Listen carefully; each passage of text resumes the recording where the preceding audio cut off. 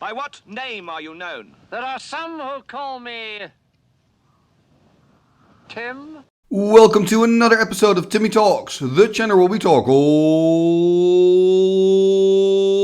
school magic. And today we are back in Arvika, Sweden for the Arvika festival. We have reached round number 7. Yes, that's correct, round number 7. There were 8 rounds in total here during the Swiss.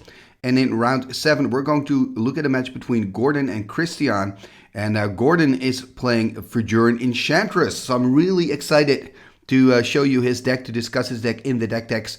And he's playing against Kristian, and he is playing with a deck called Lion Specter. It's mainly white and black. It's got that little blue splash, but more about that in the deck text. Oh yes, and it has 4 beautiful Juice-Ham Djinns. I mean, such an epic, cool creature. I always love to see decks that play a Juice-Ham Djinn. But before I start with the deck text, first a message from our sponsor, 3for1 Trading. 3for1 Trading is one of Europe's leading Magic the Gathering retailers. Their online shop has a fantastic selection of high-end Magic cards, especially for vintage, legacy, and yes, also old-school Magic players. But 3for1 Trading does more. They're now also buying all Magic the Gathering singles and entire collections, big and small. They're one of the top trading card game traders in Europe, buying way over 1 million Magic cards a year, and they are more than happy to make you an offer for your cards today. So, if you have any cards for sale, 3for1 Trading is the place to go. Visit 3for1.gg/selltimmy to get your offer. And we are back and ready to dive into the deck text. I'm going to start with the player on the left, that is Gordon. Let's take a look at this Enchantress deck. And here we see the deck of Gordon. So this is a 3-color deck, mainly green and blue, but there's also a little bit of black in there. And of course, it's built entirely around the Verduran Enchantress. Verduran Enchantress is an 0/2 creature for 2 green and 1. And whenever you play an enchantment, you may draw a card. So of course, when you play the Enchantress, you want to play with a lot of enchantments. And we see a lot of enchantments in this deck. We see 4 copy artifacts, 4 control magics, 4 wild growths, a single animate dead, and also 2 dance of many. And, when you're looking at this, what he's basically doing is he's combining the Enchantress with one of the best enchantments in the game, and that's Copy Artifact. And of course, when you're playing with Copy Artifact, you want to play with robots. And then, obviously, the auto include is the 4 Suchis, because we're playing without mana burn, so 4/4 for 4. You cannot pass that. And then you've got your Triskelion, which is 6. It's a little bit more beefier, well, actually also a 4/4, but a little bit more costly to play. But it comes into play with those +1/+1 counters that can be so handy. But I do like the fact that he's only playing 2. I can imagine you'd be tempted to just go for 4 Trikes and 4 Suchis, but he's gone with, 2 Trikes and 4 Suchis. And then, of course, he's got his copy artifacts to start copying those creatures. And don't forget the Dance of Many that he can also use to copy them. So there's just a lot of copying going on in this deck. I can see how, you can get this snowball effect where you play out a single Suchi and you have an Enchantress on the board and the opponent's like, okay, I'm kind of fine. And then a first copy hits the board, he gets to draw another card, maybe finds another copy or finds a Dance of Many. Before you know it, you're looking at 3 or 4 Suchis coming your way the very next turn. Another really nice thing to do with the copy artifacts, by the way, is copying your Mishra's Factories. You can, of course, tap the Mishra's Factory itself, so it animates itself, and then you have a copy target. The risk, though, is when you do that, when you go for this play, if your opponent has a disenchant and plays a disenchant in response to you casting the copy artifact, you lose the target, right? So you have to find another target. So you have to keep that in the back of your mind when you're trying to do that trick. And then when we're looking at the control magics, because I want to just highlight one thing of the control magics, there's a beautiful summer magic control magic in there. And I love that, man. Love that, Gordon. I'm very jealous that you have a summer magic control magic. That's super cool. And then for the rest of the deck, we see, of course, the blue power. We see the 2 black cards that everybody splashes in. We see the regrowth. We see, of course, the mana drain, the brain geyser. I mean, those cards are kind of auto includes. And then, of course, we see all the power there in that bottom row. We see all those expensive artifacts there that they're going to help you probably to play out your cards very quickly. It would be so cool to see a turn 1 Black Lotus into Verduran Enchantress. That would kind of, be my dream, but we'll see if that's actually going to happen. Anyway, this is the deck of Gordon. Now let's take a look at the deck of his opponent, Kristian. And here we see the deck of Kristian. So this is a Lion Specter named after the Savannah Lion and the Hypnotic Specter. It's kind of a dead guy ill deck, right? White and black being the main colors here. We do see a modest blue splash for Ancestral Recall, Time Walk, and of course Brain Geyser. Brain Geyser is double blue though, but I think when you look at the mana base, that should kind of work out, right? He's got 4 Underground Seas, he's got 4 City of Brasses, and he's got a Mox Sapphire, and of course a Black Lotus. So there are enough options for him to actually make the double blue that he needs here to cast that Brain Geyser. I do think what's always kind of risky, in my humble opinion here, is that you're playing with and City of Brass and Jusem Jin. That means you're probably going to inflict a lot of damage on yourself, and that can always be risky. Before you know it, your life total's halved, and then if your opponent has a little bit of direct damage or can deal a little bit of early damage, you're almost dead, right? So that's always a thing that I keep in the back of my mind. I usually personally like to play with just 3 City of Brasses max, also because of City in a Bottle. That's always a danger that you have to think about. But in this case, Kristian made the decision to go for 4 Jusem and for 4 City of Brass. And when we're looking at the deck as a whole, it's pretty straightforward, right? It's very creature heavy. Turn 1 Savannah Lions, turn 2 Black Knight, turn 3 Hypnotic Specter. We don't see any Dark Ritual, so Dark Ritual into Hippie, that classic turn 1 play. We're not going to see that today. And then he's also playing with 4 Jusem Jins, really the muscle of the deck, right? 5/5 for 4, extremely powerful. And then we've got 3 Sarah Angels, which is of course also very good, the 4/4 flyer that doesn't tap when she attacks. And then we have that 1 Armageddon, and I think Armageddon can work quite well in this deck. I mean, if you've got all your creatures out, or some of them at least, and you're ahead on the board, just play that Armageddon and finish the game from there, right? That seems to make sense. And because you're playing with white, you have those beautiful answers.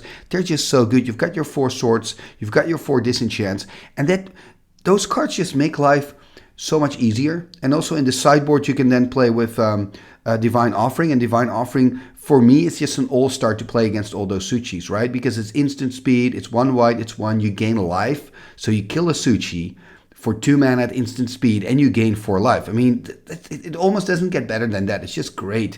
And then when we're looking at the rest of the sideboard, by the way, we see 4 Psionic Blasts. I'm expecting that they are coming in, because you really want to get rid of those Verduran Enchantresses. Although he also already has the Swords to Plowshares. And of course, the problem is if you put something in your deck, you got to take something out of your deck.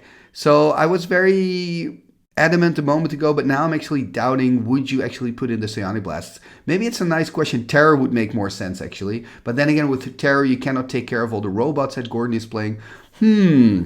This is kind of not that straightforward as I first thought. Maybe you would only board in the 2 Divine Offerings. You know what? Let me know in the comments below, if you're looking at this sideboard, what would you board in against Gordon? I'm just curious to know what you think about this situation. The good news, by the way, for Kristian in this matchup is that Kristian is not playing with any Suchis, meaning that he's also not giving away free targets for Gordon to copy. So I think that's actually a plus. The downside here for Kristian is that he's playing very creature heavy. And remember, Gordon is playing with 4 control magics. So that could be kind of hard. Of course, we do see that Kristian is playing with 2 Red Elemental Blasts in the side. So could decide to board those in to have some extra ways of dealing with the control magics. Of course, he's playing with 4 Disenchants as well. But it just, control magic can be so decisive if you don't have that quick answer that maybe he's tempted to add those 2 Red Elemental Blasts in the deck as well after the first game. Also because Gordon is of course playing with Dance of Many, with a copy artifact that you can counter with the Red Elemental Blast. So yeah, it might be worth it to board those 2 in and the 2 Divine Offerings. And I'm not quite sure about the Psionic Blasts or the Terrors. Probably would leave them out. But like I said, please let me know what you would do. Anyway, this is the deck of Kristian. We looked at the deck of Gordon, and that means one thing. We are ready to start with round number 7 of the Arvika Festival. Here we go. Game number 1, here we go. Gordon sitting on the left playing his Verduran Enchantress deck. It's a green-blue with a little bit of black. And he's taking on Kristian. And Kristian is playing a Dead Guy Ale deck called Lion Specter. Black and white with a little bit of blue for the power. And look at this, Gordon taking a triple mulligan? 4 cards in hand? That is insane. Here we see the hand of Kristian. Kristian on the play, by the way. Very strong hand for him. He's on 6, also took a mulligan. So he's on 6, Gordon on 4. Let's see what Kristian can do. Has that Loa, of course. Could choose to play slow to try to get an active Loa. Or go quick. I guess he's going to go for the latter. Mox Pearl and a Black Lotus cracking the Lotus. Turn 1, Sarah Angel. Wow, very powerful start. But look at that card from the top. Wait a minute. Is that a control magic from the top for Gordon? Is that a control magic? I think it is. He has the Black Lotus, right? Could crack the Lotus, steal the Sarah Angel.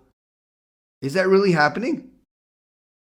Oh, insane! Insane! Oh, this is so bad for Kristian. And he did. I don't think he made a mistake. I mean, what are the odds of your opponent who goes down to effing 4, finding a Black Lotus and a control magic? So stealing the Sarah Angel here, a single Savannah Lines being played out by Kristian. And yeah, this Sarah could decide the game already.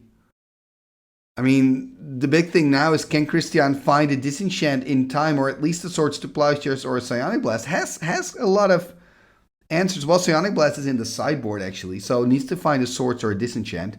Anyway, there's a Tropical Island, and there's the attack, of course, for Gordon. So Kristian dropping to 16.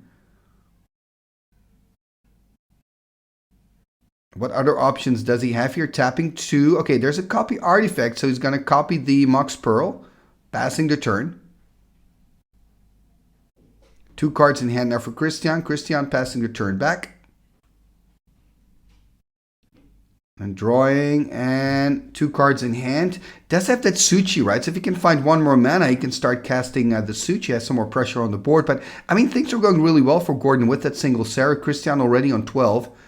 There's a Mishra's Factory, and oh, just a pass. Kristian needs to find a Swords or a Disenchant. There's the attack, another Factory also being played out. That's mana number 4. There's a Suchi hitting the board. It's looking very bad for Kristian here. This game 1 could end very, very quickly if he cannot find a Disenchant. He's already on 8, so next turn he would drop to 4. I mean, that would be awful. He is tapping 2 now. Okay, there's a Disenchant. Yeah, this is the card that Kristian needed. And now I guess the tables kind of have turned here. And now I wonder if next turn, if Gordon is going to attack with the Suchi. I think I would, to be honest. But let's first see if Kristian can do something else after playing out that Disenchant. Still has 2 cards in hand. And I'm sure after sideboarding, the Divine Offerings will come in, and he will have Disenchants and Divine Offerings, and perhaps also Red Elemental Blasts to deal with those Control Magics and all those artifacts on the side of Gordon. But for now, he's just passing the turn. So Gordon untap, upkeep, and draw. Let's see what he can find. I mean, I wonder if he wants to attack here. I mean, Kristian probably doesn't want to trade the Sarah Angel, so probably going to double block. And then you've got a Suchi for a Factory and a Line, which I think is an okay trade. Also, well, I want to say because you can attack the next turn with the Factory, but you can't because the Sarah Angel, of course, doesn't tap when she attacks. It's pretty annoying for Gordon here. So 2 cards in hand for him. We know one of those cards is an Animate Dead, which he cannot cast at the moment. Also has no creatures in any graveyard. So could also consider just passing the turn here. I think I would attack and make the trade. Also because if Kristian's going to double block, he's also going to lose a land. And I think he's going to block because he's on 8. Nope, Gordon decides not to, passes the turn here to Kristian. And of course, he's going to probably just attack here with the Sarah. Yeah, going to put Gordon here on 16. And it's interesting to see like how important this one Sarah Angel is for this match. Ooh, there is, I believe, a Verduran Enchantress in hand. Doesn't have double green, though. Remember that copy artifact is a Mox Pearl, so can generate white mana. Gordon a little bit in the tank here. He's going to attack with the Suchi now. Let's see what Kristian's going to do. Looks like he's going to animate. He is going to go for the double block, yeah. And I mean, this is an understandable play from both players. It's going to pump here, doesn't matter much. He can kill both creatures with the 4 power of the Suchi. 1 damage to the line, 3 damage to the Factory. So, I mean, this is nice for Gordon. It's a 2-for-1, but the problem remains, which is that Sarah Angel. And also, if he can find a Control Magic from the top, Gordon, he doesn't have double blue at the moment to play it out. There's the attack with the Sarah. It's going to drop to 12, so 3 more turns to go if he cannot find an answer. And remember, Gordon also doesn't play with any flyers in the deck. His strategy is really to just steal the flyers of the opponent. Okay, there's a strip mine. Yeah, I mean, I guess you're going to strip the City of Brass here. Could consider going for Loa as well. I believe 5 cards in hand for Kristian or 4. But yeah, I would also go for the Loa here. Yeah, he is a little bit in the tank, it seems. We see Kristian doing the dance. Do you want to take my Loa or my City? I was going to go for the City. I think I would have done the same, for what it's worth. And is that 4 cards or 5 in hand? It's hard to see. Definitely now 5 after the draw, but could also be 6. Anyway, he's attacking with a Sarah and a line. So line being played out, I mean, in second main. And Gordon dropping to 8, finding an Ancestral Recall. So that can help. Can he find something? Has to deal with that Sarah. What can he find? There's a Sapphire in hand, I believe, and a Soul Ring and a City of Brass. There's a City of Brass first. There's a Sapphire. Probably going to play out the Soul Ring. There's a Soul Ring, but does he have a Control Magic? That's the big question. Going to tap 4, take another damage, drop to 7. Does he have a Control Magic? Yes, he does! Oh, I didn't spot that there in his hand. So it has another Control Magic, and now the tables have turned again. 7 for Gordon, 8 for Kristian. If Kristian can now just find a disenchant, he's back in business, but looks like he hasn't, playing out a City of Brass. And I mean, Control Magic really makes it or breaks it here for Gordon, right? So at the moment, it's really making it for him. He's going to attack here, going to put Kristian on 4, so only one more turn for Kristian to go. Ooh, but Gordon seems to change his mind, though. He's taking it back, saying, oh, wait a minute, I'm seeing a line. Does he have another Control Magic? Steal the line, animate the factories, win the game? Could that be the case? Yeah, he's got another Control Magic. Okay, so just Kristian's still on 8, right? Because he's saying, wait a minute, I'm going to do it differently. He's going to steal the Savannah lines with a beautiful Summer Magic Control Magic, by the way. Attack, win in game 1 here. Oh, what a crazy game this was. It was all about that one Sarah Angel. Whoever controlled the Sarah Angel controlled the game. So a game win here for Gordon, and I'm already looking forward to game 2, right? So we're going to give these players some time to shuffle up, and we will catch back up with them in game number 2. Game number 2, here we go. So Kristian on the play, let's have a look. Ooh, there's again a Library of Alexandria, but also was it a Black Lotus, a Juice and Gin? So again, the decision for Kristian, are you going to go, full on, very aggressive, or are you just going to play at your Loa and be a little bit more conservative and start drawing cards? That is a choice that Kristian has to make. I would be tempted to go for the second one, right? To go for the Library of Alexandria strategy.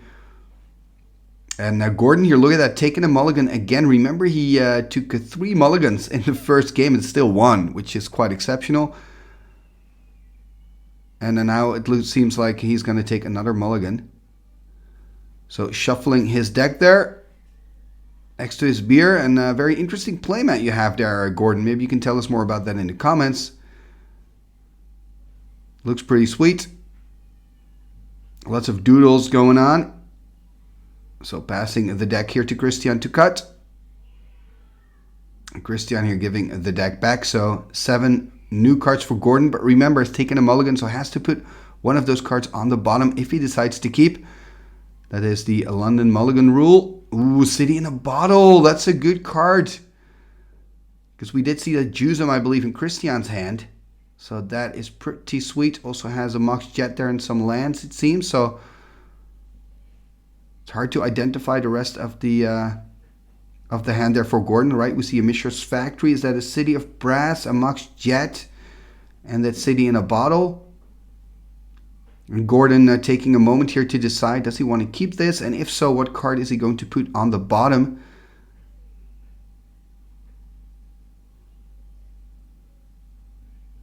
And has, of course, won the first game, so is on the draw. That's important to note here as well. There's a blue card there next to the City in a Bottle. Is that a copy artifact, perhaps? It's going to put that blue card on the bottom. Couldn't really identify it. Gonna pass, or gonna say that he's gonna keep. So that means Kristian can kick it off here. Ooh, and he's gonna start aggressive. Demonic Tutor. Ooh, I didn't see the Tutor in the hand, actually. Alter Demonic there, so could just go for Ancestral, fill up his hand again, and of course that works really well together with the Library of Alexandria passing the turn here, by the way, to Gordon. So Gordon got his card for turn. Brain Geyser there in hand as well for Gordon. But yeah, the hand of Kristian is looking very strong.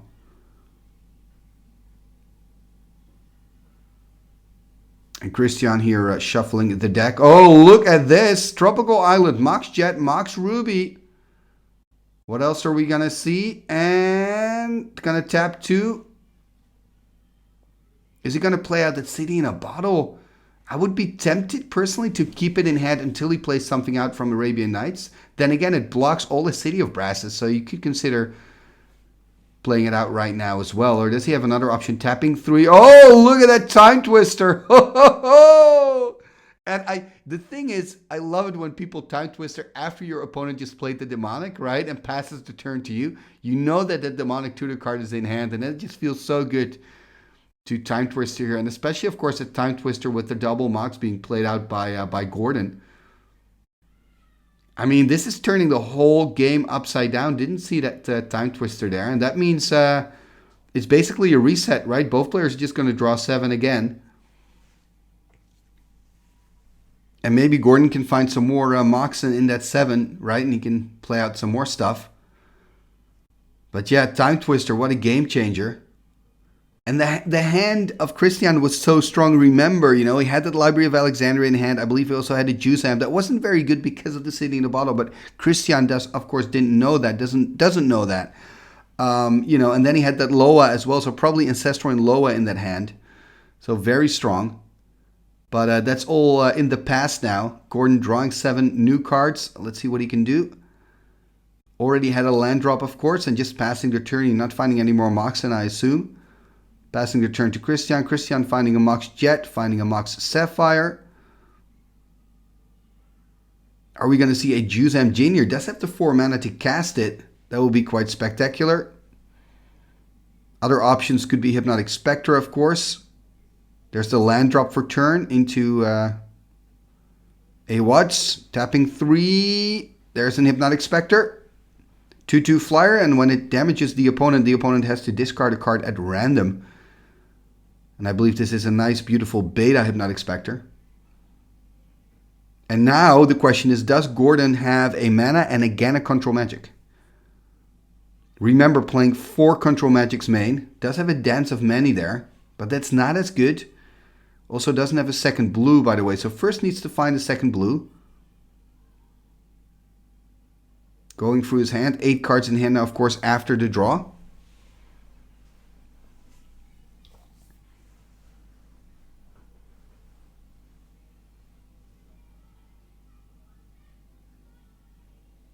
Really in the tanky for a moment. There's a City of Brass, so that gives him access to that second blue.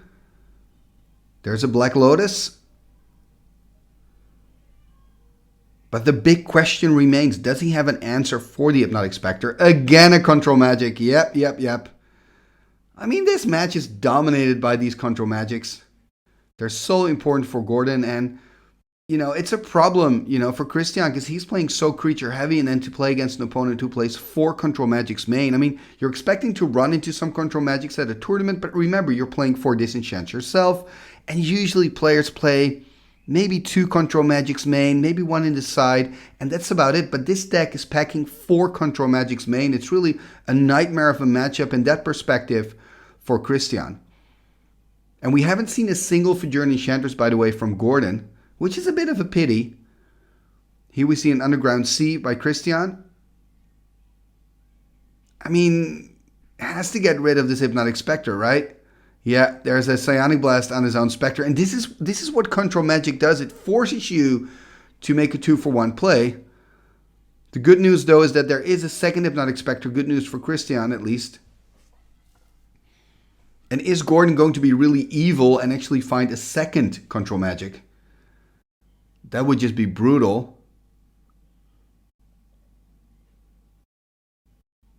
Has, of course, a Black Lotus as well, so can generate quite a lot of mana, 7 in total.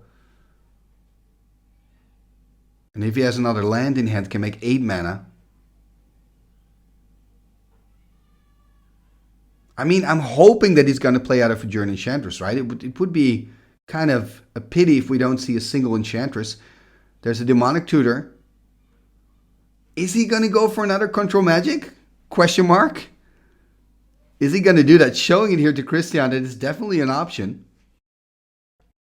I would be very tempted here to go for Control Magic, to be honest.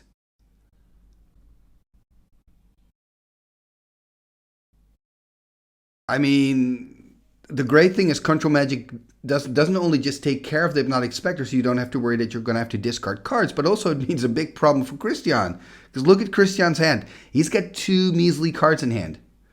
Another option could, of course, be a Mind Twist, right? Because he can just twist the entire hand of Kristian away, so could go for that as well. Ancestral Recall, another option. The cool option for Verduran Enchantress. But maybe he's got that in hand already. But I doubt it. I don't think Gordon's going to go for the Verduran Enchantress play. Just because of that Hypnotic Specter on the board. I think he's going to go for Control Magic. But we'll see. Let's pick the card. I mean, if it is a Control Magic, we'll know it quick enough. Because then he's definitely going to sack the Lotus to cast it straight away. There we see another land. And, oh, it's a Triskelion. Of course, he's also playing with Trikes. That makes sense. And then he can kill the Hypnotic Specter. And I wonder if he's gone for Triskelion, if he maybe has copy artifacts there in his hand, and he's going to start copying the Trike next turn. Because if not, it would probably make more sense to go for a Control Magic. Anyway, passing the turn here to Kristian. And I mean, if you're Kristian, again, you want to have a disenchant. You want to take care of the Triskelion. You don't want to give Gordon the opportunity to start copying his own Trike. Yeah, 3 cards alone, and there's just a pass. And actually, when I'm looking at the mana here of Kristian, he doesn't have access to white. I didn't realize that until now. No whites is going to be really tough. Even if he has a disenchant, cannot play it out. Oh, very unfortunate for Kristian, who's already a game down, has to win this to stay in it. There's a copy on the Trike. Yep, there you go. And that explains the choice for the Triskelion. So now he's got a 2-2 and a 4-4 Triskelion on the board. Could consider attacking and then maybe killing the factory of Kristian with the counters of the other Trike if he decides to animate. Or, of course, just pass turn after this. Or does he have another copy effect?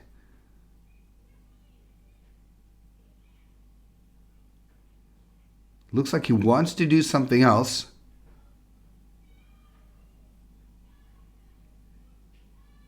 Gonna tap the jet. Animate the factory. Attack with the factory. Nope. Decides not to. It's pretty unclear at the moment what he wants to do. Well, maybe drink a beer first. That usually helps in the decision-making process.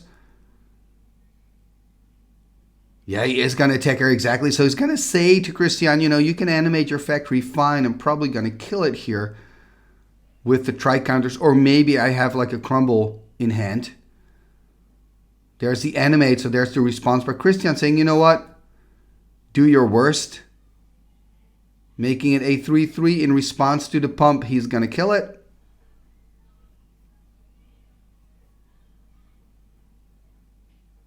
So that means that the Trike is blocked though. Because first you declare blocks and then before damage is dealt you're going to pump it. And then in response to the pump, Gordon is dealing 2 damage to it. So that's that. It's going to tap 2 more, take another damage, drop to 18. Does he have another copy artifact? Ooh, there's a Time Walk. Really good here for Gordon. Gonna untap, upkeep, and draw. Now he can attack, of course, for 5 in total if he animates his factory. So yeah, things are looking up here for Gordon in game number 2. There's a Bayou. He's gonna animate. swing in here for 5. So that means that he's going to drop, I believe. Oh, is it for 6 actually? Yeah, it is for 6, of course. It's a 3-3 still. So taking 6, drop to 12. There's a dance of many. Yeah, now the copy machine is working on full power. So we've got a trike token holding a beer. And now remember, you do have to pay 2 blue during your upkeep to keep the dance of many around. Which is not a problem for Gordon, but just a thing to keep in the back of your mind. Kristian now taking on his turn. It's looking bad for Kristian, I have to be honest. I mean, I think that the start of coming back in, getting back into this is finding a white source. At least that gives you access to your disenchants. I think that's very important here for Kristian. Finding an underground sea. Yeah, no white mana. And that's a problem because then you're missing like half of your deck, you know. Gonna tap 2. Okay, gonna find a time walk. So just kind of cycling it away. Probably looking for answers. Looking for white mana. Gonna draw. Come on, Kristian. Give us something. I would love to see a game 3 here. Kristian still on 12. But if he can't find any answers, he's looking at how much damage next turn? 7, 8, 10 damage. And then, of course, the counters can finish it. So has to come up with something here. Only 3 cards in hand, though, for him. Let's say he's got a white source in hand and a disenchant. He can play the plains, disenchant, you know, the biggest Triskelion, but then still take 3 from the trike. Gonna drop to 9. And the next turn, he will take 6 more damage, and at least he can survive 1 more turn, I think, if he has a disenchant here. And, of course, white mana. So Kristian here really in the tank, asking, okay, if you're going to attack me next turn, am I dead if I don't do anything? The answer is yes. Because Gordon has a 4-4 trike, a 3-3 trike, and a 1-1 trike.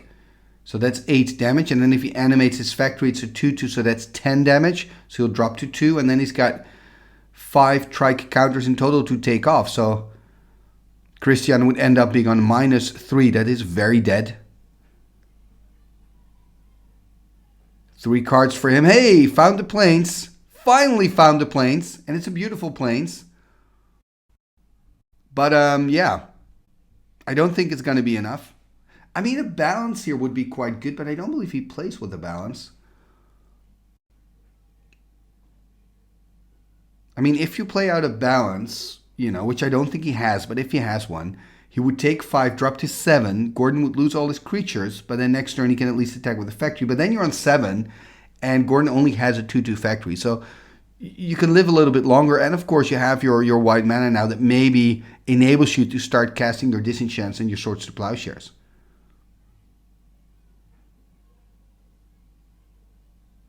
And it looks like Kristian really wants to know what the deal here is before he makes his decision. Really tries to find a way out. Now remember, yep, there's the Armageddon. Yeah, this is not going to work, is it?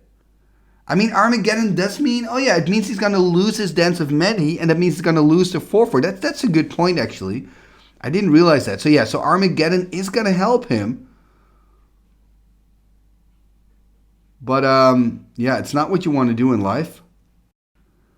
So end step, of course, 3 damage. Kristian dropping to 9. Then the Dance of Many goes, and so the token goes as well.